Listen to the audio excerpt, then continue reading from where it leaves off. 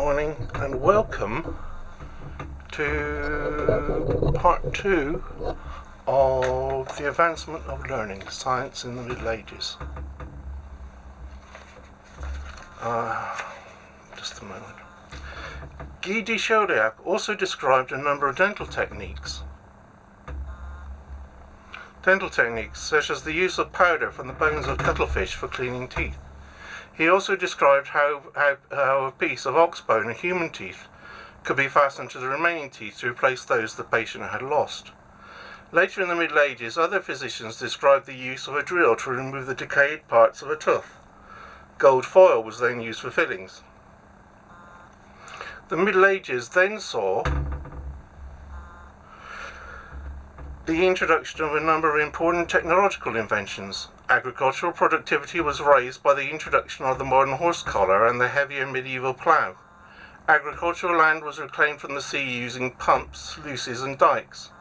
Lock gates were introduced to canals in the 14th century and roads improved by the construction of a surface of stone cubes on a bed of loose earth or sand. In the 15th century, Conrad Chiesa and Jacopo Mariano Taccola drew ships with paddle wheels. Printing appeared in Europe before Gutenberg perfected the use of metal type in the 15th century. Presses were developed for wine and to print cloth. The monastery of Engelberg used woodcuts to print the initial letter in its manuscripts in 1147. Block printing appeared in Ravenna in 1289 and became common throughout Europe by the 15th century. Movable metal type first appeared in Limoges in 1381. By 1417 its use had spread to Antwerp and then to Avignon in 1444. Just a moment. Watermills were known in the ancient world and China, although their use in the Roman Empire was actually very limited. By the 5th century, they were in general use across Europe and there were a range of different types. During the Middle Ages, they were adapted to mechanize the fulling, iron smelting and wood processing industries. Trip hammers have been added to watermills to full cloth and crush wood and oak bark and tan leather by the end of the 12th century. By the 14th century, the mechanism was used to drive the bellows in forges. The treadle hammer was introduced to create the stamping mill for metal ore in the 15th century. By the 14th century, there were sawmills driven by water wheels. By the 15th century, this mechanism was used to power iron rolling and wire drawing mills, pump mines and salt pits, and used on cranks and windlasses for hoists in mines. Indeed, in the Netherlands and Germany, the use of such devices was so efficient for pumping mines that they were not overtaken by steam until the 19th century. Iron smelting was also improved through the use of a head of water to force air into the furnace under pressure in Italy and Spain before the 14th century. This and the use of horse and water wheel driven bellows created the first blast furnaces, which allowed the mass production of cast iron for the first time. These discoveries and innovations were also incorporated in general surveys of the sciences and university courses. Hugh of St. Victor in his Didascalia and De Studio Legendi included some practical subjects in the 7 liberal arts. He divided the mechanical sciences into the manufacture of cloth and weapons, navigation, agriculture, hunting, medicine, and the theatre. The arts course at Paris University in the 13th century, at the beginning of that century, included not only the 7 liberal arts, but also the 3 philosophies of natural philosophy, ethics, and metaphysics. Apart from the Roman de la Rose, the sciences were also celebrated in the late 15th century poem, The Court of Sapience. In this story, the narrator loses a game of chess with the world and Dame Fortune. Reason rebukes him for his stupidity and he prays to God to find the way to Dame Sapience before falling asleep.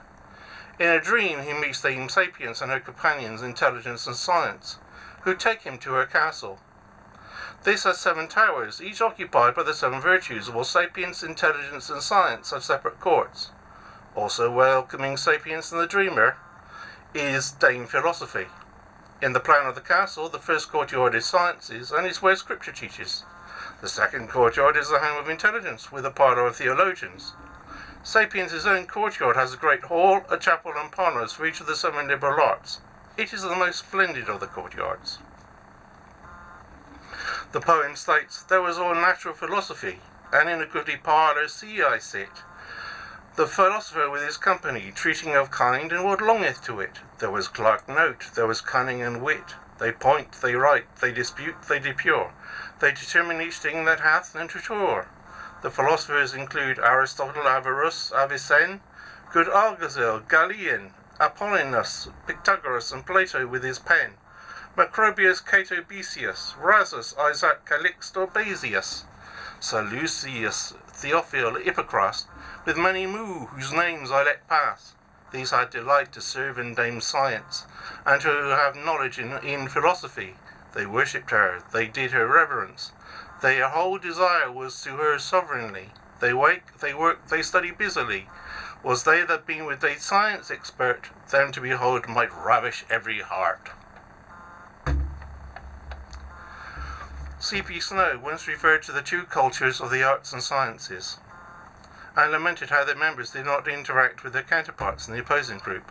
This is a problem in contemporary culture, now being tackled by projects to link science and the arts. There have been plays at Copenhagen written about scientific concepts, in this case quantum physics and its theory of indeterminacy. The ancients did not attempt to solve the problem of the two cultures. The first attempt to do so was in the Middle Ages, as this poem demonstrates. It failed, but shows the problem was taken seriously and there were attempts to tackle it. Thank you for listening.